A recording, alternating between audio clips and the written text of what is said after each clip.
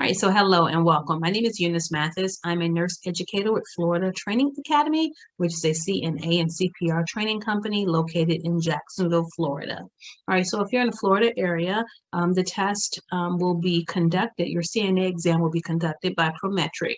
And so the test that's on the screen is the Prometric Practice Nurse Aide examination. Of course, these are not the exact questions that's on your CNA exam. However, these questions will give you an idea as to what to expect when you take the Florida CNA examination. Even though it's a written test, that's what we call it, the test is actually multiple choice. It consists of 60 questions and you have 90 minutes to answer and complete. Unfortunately, at the end, you do not receive a score. Instead, you receive a pass or a fail. If you want to actually receive your score, your numeric score, you'll have to pay additional fees and wait about 3 weeks. You can contact Prometric to know if you're a CNA who made a 89% or a CNA who made a 96%. My job here is just to focus on you becoming a CNA. So without further ado, we're going to go ahead and start. Oh, and if you need to contact me, our website is www.fl.training.com. Again, Florida Training Academy. I'm reading directly from the screen now. All right, so it says notice. This practice test is provided as a courtesy to individuals who are preparing to take their Prometric Nurse Aide competency examination. You are reminded that how well you do on these practice tests does not predict results on the actual examination. Directions. This practice test contains 50 questions. Each question has 4 suggested answers, A, B, C, or D. For each question, choose the one that best answers it. So we're going to review number 1. Number 1 states, a resident often carries a doll with her, treating it like her baby. One day she's wandering around crying that she can't find her baby. The nurse aide should A, ask the resident where she last had the doll. B, ask the activity department if they have any other dolls. C, offer comfort to the resident to help her look for her baby. D, let the other staff know the resident is very confused and should be watched closely.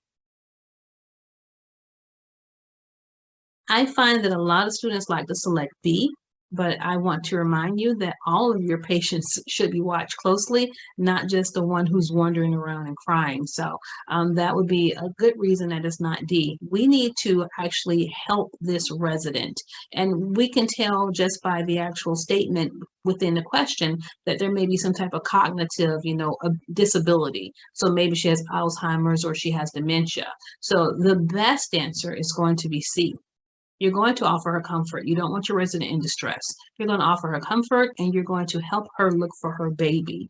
If you tried to go to the activities department and offer a different doll, well, maybe her doll had a brown complexion or a lighter complexion and the other dolls do not, or maybe it's a certain color that she's going to remember. So do try to find her, do try to help her find her own doll and provide it to her. Question number 2, a nurse aide is asked to change a urinary drainage bag attached to an indwelling urinary catheter. The nurse aide has never done this before. The best response by the nurse aide is to A, change the indwelling catheter at the same time. B, ask another nurse aide to change the urinary drainage bag.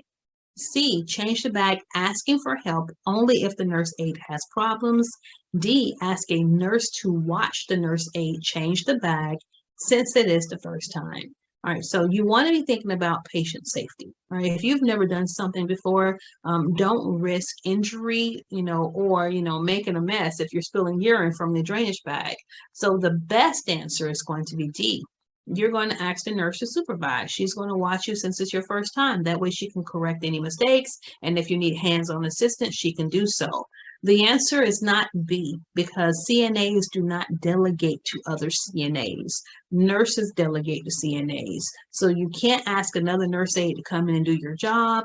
And additionally, if it's a task that you need to know how to do, you need to go ahead and learn how to do it. That's going to be the safest for you and those in your care. And it's also going to make you a more independent and knowledgeable CNA. Number 3. Before feeding a resident, which of the following is the best reason to wash the resident's hands? A, the resident may still touch his or her mouth or food. B, it reduces the risk of spreading airborne diseases. C, it improves resident morale and appetite. D, the resident needs to keep meal routines. All right, so the best answer for this one is going to be A. All right, so when you think about a resident who's maybe bedridden or just hasn't been able to get up and wash their hands, even though you're feeding them, sometimes when you bring the food towards their mouth, they'll either touch you or they'll touch their food and they're going to contaminate the food.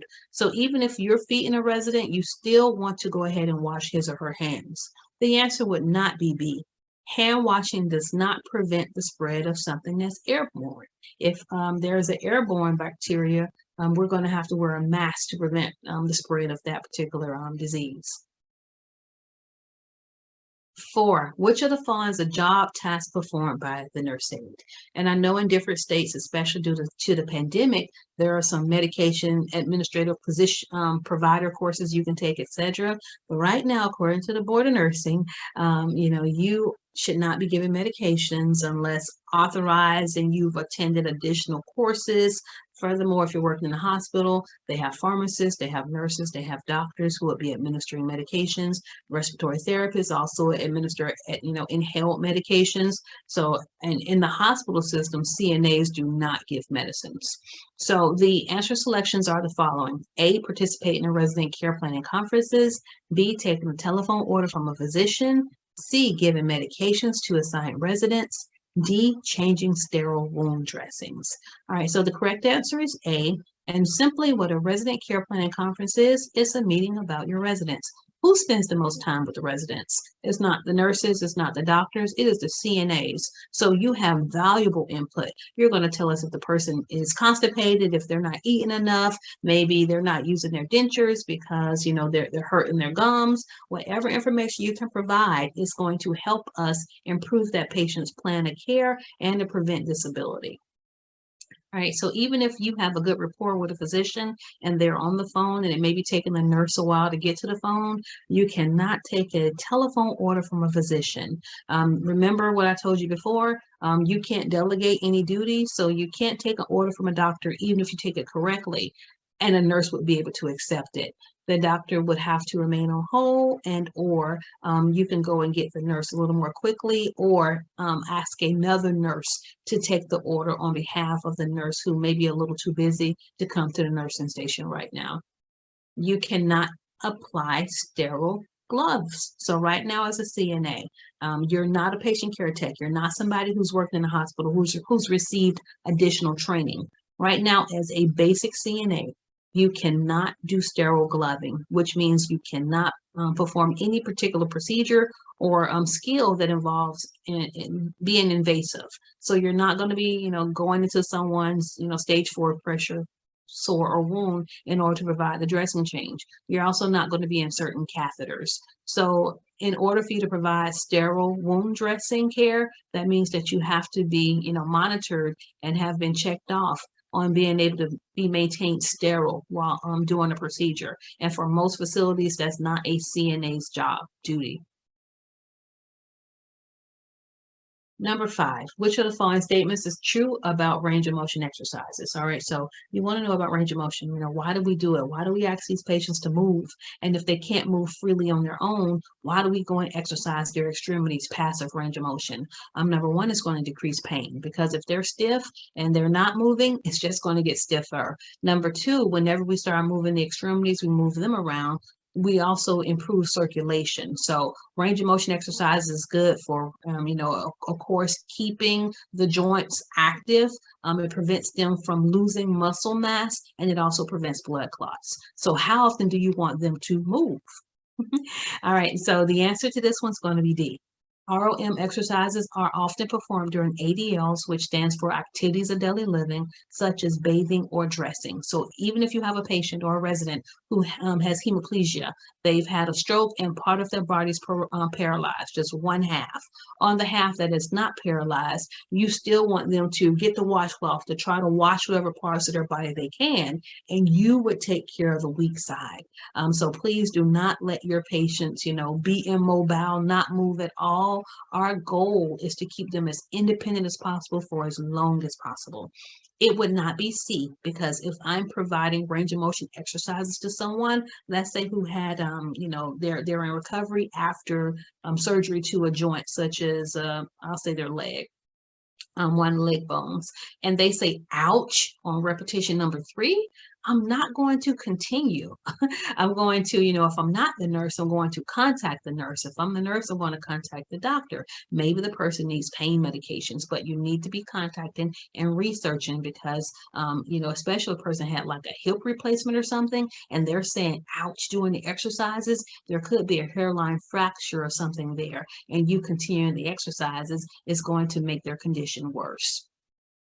Number 6, while the nurse aide tries to dress a resident who is confused, the resident keeps trying to grab a hairbrush. The nurse aide should A, put the hairbrush away and out of sight.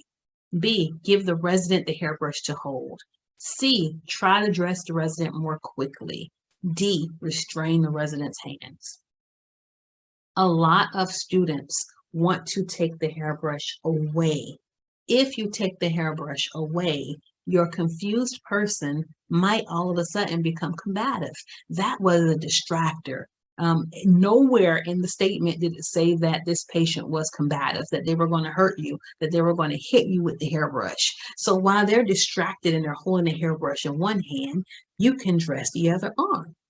And then you can go ahead and put the hairbrush in the arm that's dressed, and you can continue the dressing process. So that would be the best answer for this particular question. 7, a resident who is lying in bed suddenly becomes short of breath. After calling for help, the nurse aide's next action should be to ask the resident to take deep breaths, take the resident's vital signs, raise the head of the bed, or D, elevate the resident's feet. So when someone is lying in bed, they have a higher chance of developing pneumonia, which is an accumulation of fluid. Okay, so I want you to think about that. Anytime a patient's lying in bed and they're short of breath, without an x-ray, I want you to think about accumulated fluid. And in order for us to move the fluid, we have to sit the patient up. So the best answer is going to be C. You've called for the nurse. That was the primary thing to do because that was a change of condition. And now you're going to raise the head of the bed, and that's going to move that fluid so that hopefully the patient or resident can still get aeration, in the upper parts of the lungs. The next thing you'll do, which was not, asked, but I'm going to tell you anyway, is that you would begin taking the resident's vital signs. That way, by the time the nurse enters the room, the blood pressure cuff's on, the pulse ox is on, and then she or he can take care of whatever's needed to assist that patient more. I do want to add that oxygen is a drug, and we already stated that a CNA cannot administer drugs. So if your patient's asking you to turn up the dial on the oxygen, or they don't feel like they're getting enough oxygen, please do troubleshoot to make sure that the tubing is connected to the oxygen. However, you cannot increase the flow of the oxygen. If you do so, you're stepping outside of your role. If the patient is still saying that they don't feel like they're, receiving enough air, that's something you want to notify the nurse about so that they can troubleshoot. 8, a resident who has cancer is expected to die within the next couple of days. Nursing care for this resident should focus on A, helping the resident through the stages of grief, B, providing for the resident's comfort, C, keeping the resident's care routines such as for bathing, D, give the resident a lot of quiet time and privacy. I find that a lot of students like to choose D, but that kind of isolates a dying person. Unless they ask for a lot of quiet time and privacy, I wouldn't give it to them. Plus, I'd be thinking that, wow, this person might be depressed, and it's already a very dire situation. So think of that person's emotional concerns and do not leave them isolated. The answer would also not be A, because sometimes people die and they never get through the stages of grief. It's like you'll find out you have cancer today, and unfortunately, it's an advanced form of cancer. And while you're still trying to get second opinions, figuring out, how to, just how your life goes on from here, sometimes they succumb to the diseases within a few days. So they never make it all the way through the stages of grief. However, you always want to be thinking about this person's comfort. Okay, so if they are expected to die, they have cancer, that's end stage. We're not going to do a lot of heroics. We're not going to be bathing them and just keeping up. You know, in the hospital, we harass patients, for lack of a better term. You know, we're in there taking their blood pressures every 2 hours. Maybe, you know, if their blood sugars are abnormal, we're checking their blood sugars more frequently. So they're not there to really rest. If someone's actively dying, you don't want to leave them isolated, but you do want to leave them comfortable. Okay. And we call that palliative care. And that's when sometimes the family members will consult hospice. 9, when given a bed bath, the nurse aide hears the alarm from a nearby door suddenly go off. The nurse aide should. Now I want you to think, why would an alarm be going off? Maybe someone who should not have been exiting is exiting, such as your patients with dementia or Alzheimer's. So are you going to do A, wait a few minutes to see if the alarm stops? B, report the alarm to the charge nurse immediately? C, make the resident being bathed safe and go and check the door right away? D, stop the bed bath and go check on the location of all assigned residents. This one's a little tricky because there are a lot of answers that sound like good answers. However, you were given a bed bath to a resident. Please make sure that resident is safe before you try to go assist anybody else. How do you make a patient safe while you're giving a bed bath? Definitely lower the head of the bed. I'm sorry, lower not the head of the bed, lower the entire bed frame to the lowest position. That's going to help decrease injury from falls. And if you lower the rail while you're providing care, make sure you bring the rail back up. Keep the person warm, keep them covered, put the gown back on them really quickly, go and check what the emergency is. And then once everything is settled and or resolved, you can come back, reheat the water, and of course, resume the bed bath. If I didn't mention, make sure you also leave the resident being bathed the call bell so they can call for help. Okay. 10, gloves should be worn for which of the following procedures? I don't want you thinking about COVID right now because we're wearing gloves for everything, but I want you to think about which of these would be the most contaminating. Okay, so A, emptying a urinary drainage bag. B, brushing a resident's hair. C, ambulating a resident. Or D, feeding a resident. And of course, the one that's going to be the most contaminating, involving, you know, something that could potentially have a bloodborne pathogen, is going to be that drainage bag. So you want to definitely wear gloves for this particular skill. 11, when walking a resident, a gait or transfer belt is often A, worn around the nurse aide's waist for back support. B, used to keep the resident positioned properly in the wheelchair. C, used to help stand the resident and then removed before walking. Or D, put around the resident's waist to provide a way to hold onto the resident. All right, so the gait or transfer belt is a device that we hold instead of trying to hold on to the resident, and it's going to provide support to the core of their body. So normally in the hospital, we hold on to the resident's arms, we walk them to the bathroom. So one nurse CNA is on one side, another staff member's on the other side, but that person's knees could still buckle, and now their knees are, you know, touching the ground, and that would be considered a fall. So when you're using a gait belt, it is going to be D, put around the resident's waist to provide a way to hold onto the resident. It would not be C. Think of a gait or a transfer belt as an assistive device. So think of somebody who needs a walker or a crutch. Are you going to have them stand and then once they're standing, be like, oh, let me take your walker away? So it would not be C. All right. So the answer to 11 is D as in dog. 12, which of the following statements is true about residents who are restrained?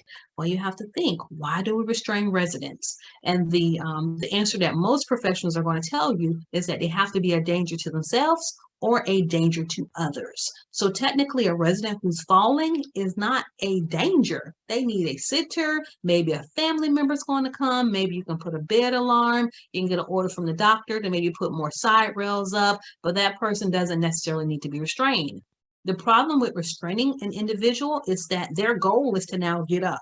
If I tie you down, your goal is to get up. You're going to make that your mission. You're going to fight. So it's not the physical restraint that actually calms a resident down. It's the chemical restraint, or it's the antibiotics, or it's the fluids, or it's allowing us to give, the medications or whatever, is in their system time to work its way out. So when you tie someone down, the answer is A. They're at greater risk for developing pressure sores. And the reason why is, again, they're laying and then they're rubbing their skin against the bed. They're not laying there being still. The answer would not be B. They would not be at lower risk of developing pneumonia. Because they're laying flat, they're actually going to be at a higher risk. The posture and alignment are not improved. If you've ever restrained a geriatric patient, you know they are Houdinis. Tubes are going to be everywhere. Legs are going to be out the bed. So our goal is to keep them safe, but not necessarily to restrain them. And then, as I stated before, the answer would not be D, because when you tie someone down, when you restrain them, usually their goal is to get up. You actually increase their chances of falling. 13. A resident has diabetes. Which of the following is a sign of low blood sugar? And anytime something's low, you'll usually see the prefix hypo in front of it. So we'll call that hypoglycemia or hypoglycemic. And when something's high, think of a very active kid. We'll call it hyper. So if someone's blood sugar is high, they have hyperglycemia or they're hyperglycemic. So fever has nothing to do with the blood sugar levels. So it's not going to be A. B, shakiness, maybe. C, thirst. I don't know, because I know some diabetic patients who've always said they're thirsty. D, vomiting. I've not heard of that one being a sign of low blood sugar. So let's go ahead and try to weed out which one is better, B or C. So when a person's initially diagnosed with diabetes, when their blood sugars are high, they'll have polyuria, polydipsia. Poly means in abundance. They're doing it a whole bunch. So they're going to be urinating all the time. They're also going to be thirsty a whole bunch. So that's when they usually go to the doctors, check their blood sugars, and we find out that they are diabetic. They're usually then given an oral anti-diabetic agent, which is some pill to control their diabetes, or they're given insulin. And now we have to get those sugars regulated, because the insulin is going to bring the sugars down. And if the sugars get too low, the person can become hard to arouse. They can become diaphoretic, which is like this very sweaty, kind of pale looking color. And sometimes it gets so low until they don't respond to you at all. So if you can catch the hypoglycemic episode before the person becomes unable to swallow, you want to give them about 4 ounces of orange juice if their diet allows it. After giving them about 4 ounces of orange juice, you then want to follow that with a protein. So that's why you'll see your diabetic patients getting turkey sandwiches, or one of the reasons why your facilities have peanut butter, on the floors. Give them some peanut butter and cracker, because if you only give them sugar without any protein, the sugars are going to spike and then fall right back down. Okay, and then it's going to be up to your nurse to, tell you how frequently the patient should be monitored after their hypoglycemic episode. 14, when providing foot care to a resident, it is important for the nurse aide to remove calluses and corns. B, check the feet for skin breakdown. C, keep the water cool to prevent burns. Or D, apply lotion, including between the toes. All right, so you all don't cut anything. You're not surgeons. And one thing I tell my students during our CNA classes at Florida Training Academy is you are not a nail tech. You do not clip, you don't cut. They have podiatrists for that. So the answer is not going to be A. The answer is going to be B. Check the feet for skin breakdown, because if you're providing foot care and you see that the person has some type of foot fungus, if they have a cut, if they have a pressure sore, you're not going to continue with the care. You're going to go ahead and notify the nurse, because if you're putting lotion on the feet, etc., and somebody has a cut, or if they have a foot fungus, that can make the fungus worse. The answer would not be C, because you would not put a person's feet in cool water to prevent a burn. You would ask them to check the water temperature. And when you have them check the water temperature, have them check it with their hand and their feet, because if they have diabetes or any type of circulation issues, and you only have them check the temperature of the water with their feet, it may take a while before they feel that the water is too hot, and then they can have an actual burn. And as we stated before, you don't want to be applying lotion, especially not between someone's toes. You can apply it to their feet if their foot is in, a good condition, there's no cuts, abrasions, etc. But you don't want to put it between their toes because fungi loves dark, moist places. So if you put lotion between someone's toes and then put their socks back on, that's going to be a place for the fungus to grow. And then 15 is going to be the last one that we do on this section of the video. 15 states, when feeding a resident, frequent coughing can be the sign that the resident is A, choking, B, getting full, C, needs more fluid to drink, or D, having difficulty swallowing. And a lot of students choose A. But when someone is choking, there is no air exchange. They'll usually make the universal choking sign, and that's when you would do the abdominal thrust, formerly referred to as the Heimlich maneuver. So you make your fist, take the knuckle of your thumb, put it against your abdominal area, and you do upward and inward thrust, okay, to their right above their belly button until the object is expelled or until the person collapses. If they collapse, you'd have to perform CPR. But we're going to go back to the point. When feeding a resident who's coughing frequently, we know they're not choking, because if they were choking, they probably would not be coughing, okay? So if they're coughing, encourage them to cough. But when they're choking, there's not going to be air exchange. The answer is going to be D. This person's having difficulty swallowing. The way that you're going to prevent them from aspirating or aspirating or for the food or fluid to not go down the wrong pipe is you're going to make sure that whenever they're seated, you have them, or they're eating, you have them seated upright. You can put pillows behind their back to sit them up properly. Make sure that the diet matches the teeth. So for example, if your patient ordered a steak but they don't have their dentures, you're going to be there cutting all that food up. You need to cut it up, and then after you cut up that one tray, please communicate with your nurse, because we need to find out what the patient's dentures are. We need to get them to the facility, and if we can't get them to the facility, your nurse is going to contact the advanced provider, the doctor, the nurse practitioner, the PA, to see if we can get that diet altered, because they should not be able to order a steak. Instead, they can get something that's softer, such as a Salisbury steak with a lot of gravy. All right, so I hope that helped you. I reviewed 15 of the 50 questions that, that were available on the Prometric Practice Nurse Aide examination. Again, my name is Eunice Mathis with Florida Training Academy. We provide CNA and CPR classes in Jacksonville, Florida. Our website is www.flinfloridatraining.com. We wish you much success. All right, thank you. Take great care of our clients and our residents in Florida. We appreciate you.